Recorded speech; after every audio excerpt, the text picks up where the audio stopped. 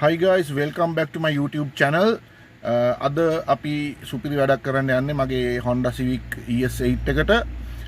ආලෝක තත්ත්වය ගණන් ගන්න එපා. මේ මොකද රෑ වෙලා artificial lighting එක තමයි මේක කරන්නේ. අද කරන්න යන්නේ cluster swap එකක්. ඉතින් හැමෝම දන්නවා ES පදින කට්ටිය දන්නවා ES8 එකට එන්නේ මොන වගේ cluster එකක්ද කියලා. එන්නේ අර backlit cluster එකක් එන්නේ සාමාන්‍ය අර incandescent bulb පිටිපස්සෙන් filament එක තියෙන bulb එකක් හයි කරපු කහපාට backlit display එකක්. අපි ඒ cluster එක අයින් කරලා අපි අද දාන්න යනවා illumination cluster එකක්. ඉතින් මම මේක try කරනවා මම්ම කරලා අභියෝගයක් විදිහට බාර අරගෙන අපි මට diagrams ටික ඉන්ටර්නෙට් එකෙන් download කරා. මම මේකේ description එකේ මම ඒක link එක දාන්නම්. ඊට අමතරව වීඩියෝ එක මැද්දෙන් මම ඒකේ මම පෙන්නන්නම් ඒ pin diagram එක මගේ දැනට තියෙන pins මොනවාද සහ අලුතෙන් ඒ pins මාරු වෙන්න ඕනේ කොහොමද කියන එක මම දාන්න. එතකොට ඕගලන්ට පුළුවන් ඒකේ ඒ වීඩියෝ එකේ frame එක යන වෙලාවේ pause කරලා ස්ක්‍රීන්ෂොට් එකක් ගහ ගන්නත් පුළුවන්. එහෙම නැත්නම් මම ඩවුන්ලෝඩ් ලින්ක් එකක් දාන්නම්. ඒකෙන් ඩවුන්ලෝඩ් කරගන්නත් පුළුවන්. රයිට් අපි එන යමු කොහොමද වැඩේට මුලින්ම පිවිසෙන්නේ කියලා. ඊට කලින් subscribe කරන්න, like එකක් දාලා notification icon එක click කරන්න. එතකොට අලුතෙන් videos upload වෙනකොට ඕගලන්ට දැක ගන්න හම්බ වෙයි information එකේ අලුත් videos මොනවද කියන එක. මේක තමයි අපේ පරණ තියෙන මේ backlit cluster එක. ඉතින් ES8 වලට original එන්නේ මෙන්න මේ විදිහට තමයි.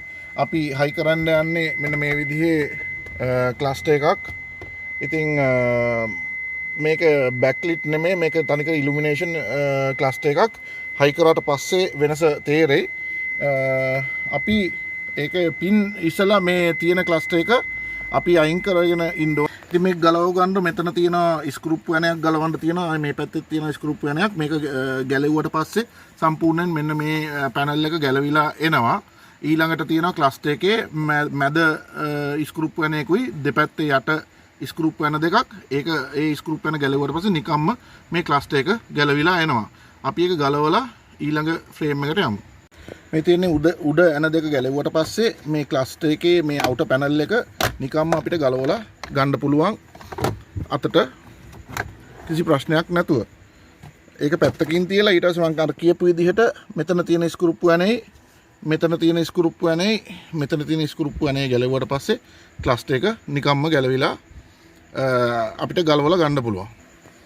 මේ තියෙන ඇන තුන ගැලෙව්වට පස්සේ මේ ක්ලස්ටර් එක නිකම්ම කොහොම ගලවලා ගන්න පුළුවන්. මෙතන හොඳට මතක තියාගන්න මෙතන තියෙන green clip එක, මෙතන blue color clip එක තියෙනවා. ඉතින් මේක plug and play නෙමෙයි. මේ තියෙන විදිහටම මේ pins ටික තියෙද්දි අලුත් cluster එක හයිකරොත් කිසිම දෙයක් වෙන්නේ නැහැ. power වත් මුකුත් එන්නේ නැහැ. මේ pins අලුත් cluster එකට ගැලපෙන විදිහට ගලවලා අලුතෙන් rewire කරන්න ඕනේ.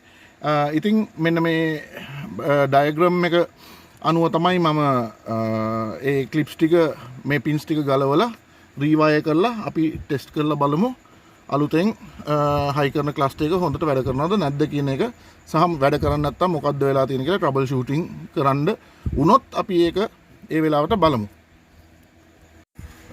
ඉතින් මම මෙන්න මේ pins මේ තියෙන විදිහට layout එක මම map කරගත්තා. මගේ ලැප්ටොප් එකේ Excel ෆයිල් එකක් දාලා map කරගත්තා. ඉතින් මෙන්න මේ විදිහට තමයි මේ උඩ පේන විදිහට මේ දැනට තියෙන විදිහ තමයි මේ green connector එකේ තියෙන layout එක සහ මේ තියෙන blue connector එකේ දැනට තියෙන layout එක. අපි මේක මාරු කරන්න ඕනේ අලුත් cluster එක දාද්දි මෙන්න මේ විදිහට. මෙන්න මේ විදිහට සම්පූර්ණයෙන්ම pins ටික ඔක්කොම ගලවලා ආය rewire කරන්න සිද්ධ වෙන මේකක් තියෙන්නේ. මේ විදිහට. හැබැයි මම දැකපු එක ප්‍රශ්නයක් තමයි මම දැන් මෙන්න මේ අලුත් layout එක ඉන්ටර්නෙට් එකෙන් තමයි download කරගත්තේ. මේ cluster එකට හරියනවයි කියලා තියෙන pin layout එක. පොඩි ගැටලුවක් තියෙන. අනිත් ඔක්කොම හරි. මෙන්න මෙතන විතරක් ඕගලන්ට පේනවා මගේ එකේ තියෙනවා white wire එකක් red color චුටි තීරුව යන. මේ අලුත් wiring එකේදී කොහෙවත් සඳහන් කරලා නැහැ මෙන්න මේ color combination එකක wire එකක්. හැබැයි මෙන්න මෙතන ඒගොල්ලෝ පෙන්නලා තියෙනවා green කල වයර් එකේ බ්ලැක් කලර් ඉරක් යන ග්‍රීන් කලර් වයර් එකක් මෙතනට සම්බන්ධ වෙනවා කියලා. එහෙම වයර් එකක් කොහෙවත් මගේ ක්ලස්ටර් එකේ නැහැ. කනෙක්ටර්ස් වල නැහැ. ඉතින් දැනට මම මේක වයර් කරනවා, මේක ගලවලා දානවා. මේක මෙතන තියන්න බෑ. මොකද දැන් මේකේදී මෙන්න මේ තියෙන පින් එකට අපි ගහන්න සිද්ධ වෙනවා රෙඩ් ඇන්ඩ් යෙලෝ වයර් එකක්. ඒ නිසා මේක මම ගලවලා ටේප් කරලා තියෙනවා. මේකට ඉතින් වයර් එකක් නැති නිසා මේක ගහන්න යන්නේ නෑ දැනට මේකට. මම ඒක එහෙමම බ්ලැන්ක් තියනවා. ඒක මුකුත් කරන්න නැතුව ඒක බ්ලැන්ක් තියලා, මොකද කොහමටත් මෙතන බ්ලැක් වයර් එකක් තිබිලා තියෙනවා. ඒ බ්ලැක් එක යනවා අලුත් එකේදී අලුත් පින් එකකට ඒක රිවයර් වෙනවා. ඒ නිසා මෙතන මං එම්ටි තියෙනවා. මම මුකුත් ගහන්න යන්න මේ වයර් එක ගලවලා මේකට ගහන්න යන්න නිකන් එක වයර් එකක් ඉතුරු වුණා කියලා. ඒ පින්ස් ටිකත් අපි ඒ විදිහට ගලවලා බලලා අපි ඒක මේ නැවත හයි කරලා බලමු. මේක ඕගොල්ලන්ට මේ විදිහට තියෙන එක ඕගොල්ලෝ ස්ක්‍රීන්ෂොට් එකක් ගහගන්න කරලා එතකොට ඕගොල්ලන්ටත් පුළුවන් වෙයි කන්ෆර්ම් කරගන්න හරියට මේක තියනවද නැද්ද කියන එක. ඕගොල්ලන්ගේ වෙහිකල්ස් වල ඕගොල්ලොත් ක්ලස්ටර් ස්වැප් එකක් කරන්න යනවා නම් දැන් මම වයරින් එක කරගෙන යන ගමන් ඉන්නේ පින් කීපයක් මම මාරු කරා. ටිකක් පුරුදු වෙනකන් ටිකක් අමාරුයි මේ පින්ස් ගලවන්න. ඒ වුණාට දැන් ක්‍රමේ ආවුණාට පස්සේ ඇත්තටම ලේසි. ඉතින් මම මුලින් කරපු වැරදි ටිකක් කියන්නම් ඕගොල්ලොත් මේක කරනවා නම් වරදින් නැති වෙන්න. මෙන්න මේ ෆ්ලැප් දෙක තියෙනවා, ලොක්ස් දෙකක් තියෙනවා. අනිවාර්යෙන් මේ දෙකේම මේ දෙක ගලවගෙන ඉන්න. එහෙම නැත්නම් කොච්චර මේ පින් එක ගන්න try කරත් එන්නේ නැහැ. ඉතින් මේ ලොක්ස් දෙක ඇරියට පස්සේ මේ පැත්තෙන් කූරක් දාලා ගන්න තියෙන මම පෙන්නන්නම්. හැබැයි හොඳට මතක තියාගන්න ඉස්සෙල්ලාම ගිහිල්ලා බැටරි එකේ නෙගටිව් ටර්මිනල් එක ගලවලා දාන්න.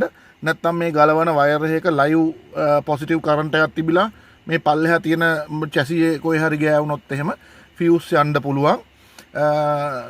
නැත්නම් තව අලාභහානි සිද්ධ වෙන්න පුළුවන්. මේ ඉතින් හොඳම වැඩේ තමයි අනිවාර්යයෙන්ම නෙගටිව් වයර් එක ගලවලා ඉන්න එක බැටරි ටර්මිනල් එකේ.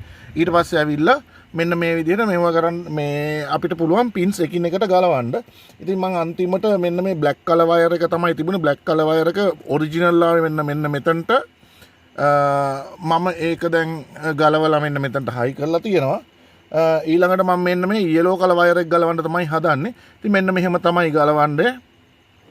yellow වයර් එක මෙන්න මේ පැත්තෙන් තියෙන්නේ කොතනද කියන පින් එකට අඳුරගෙන දැන් මම දන්නවා yellow එක තියෙන්නේ මෙන්න මෙතන.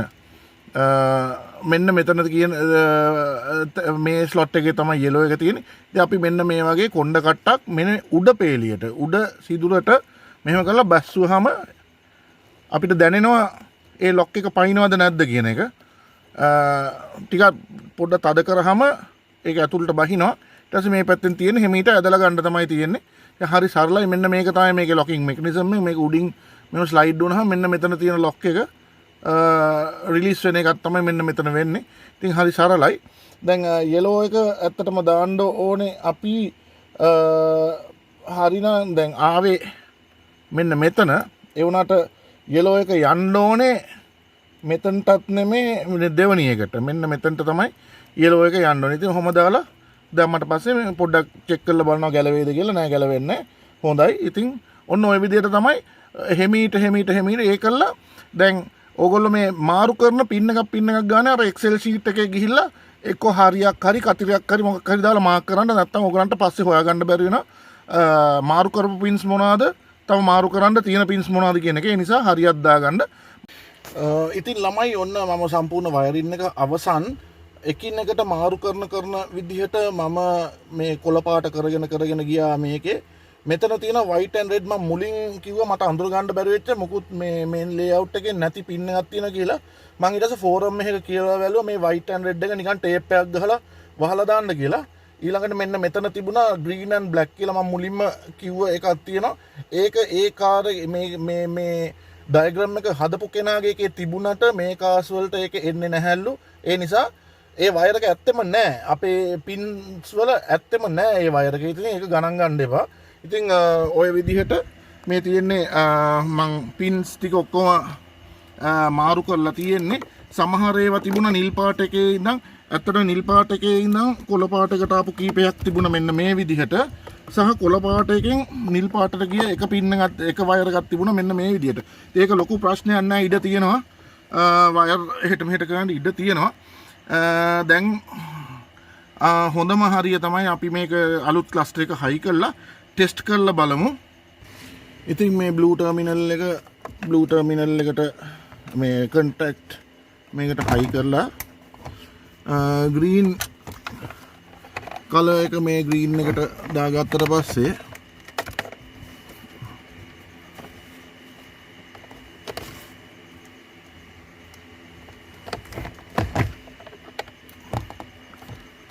හරි දැන් තමයි කතන්දරේ තියෙන්නේ අපි පොඩ්ඩක් ටෙස්ට් කරලා බලමු හයි කරන්න කලින් කොහොමද කියලා right ඔන්න මොහොත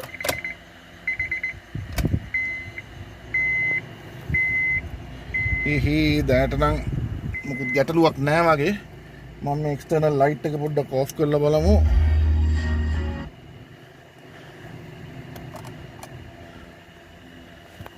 දැනට නම් මොකුත් ගැටලුවක් පේන්න නෑ හෙඩ්ලයිට්ස් දැම්මම චුට්ටක් ඩිම් වෙනවනේ කොහොමද අපි කොහොමද ට්‍රිප් 78740ක් කරලා තියෙනවා ක්ලස්ටර් එක ඩිම් වෙනවා බ්‍රයිට්නස් එකත් හොඳයි